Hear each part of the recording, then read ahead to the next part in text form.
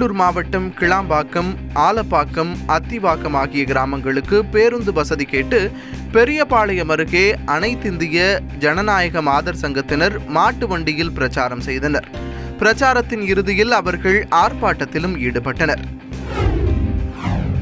திருவள்ளூர் மாவட்டம் சோழவரம் அடுத்த ஒரக்காடு பகுதியில் கனரக வாகனங்களால் சாலை சேதமடைந்ததாக கூறி 100க்கும் மேற்பட்ட லாரிகளை சிறைபிடித்து பொதுமக்கள் போராட்டம் நடத்தினர்.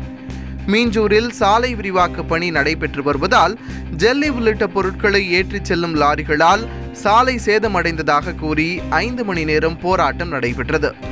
அதிகாரிகள் அளித்த வாக்குறுதியை அடுத்து பொதுமக்கள் கலைந்து சென்றனர். சிவகங்கை அருகே உடைக்குளம் கிராமத்தில் இயங்கி வரும் தனியாருக்கு சொந்தமான மதுபான ஆலையிலிருந்து வெளியேறும் கழிவுநீர் குடிநீரில் கலப்பதாகவும் இதனால் நோய் ஏற்படுவதாகவும் கூறப்படுகிறது. அதனால் மதுபான ஆலையை மூடக்கோரி கிராம மக்கள் முற்றுகையில் ஈடுபட்டனர். இதையடுத்து அவர்களை போலீசார் கைது செய்தனர். திருப்பூரில் அரசு பேருந்து கட்டுப்பாட்டை இழந்து சாலையோர கடைக்குள் புகுந்தது. திருப்பூரில் இருந்து குன்னத்தூர் நோக்கி அரசு பேருந்து சென்று கொண்டிருந்தது.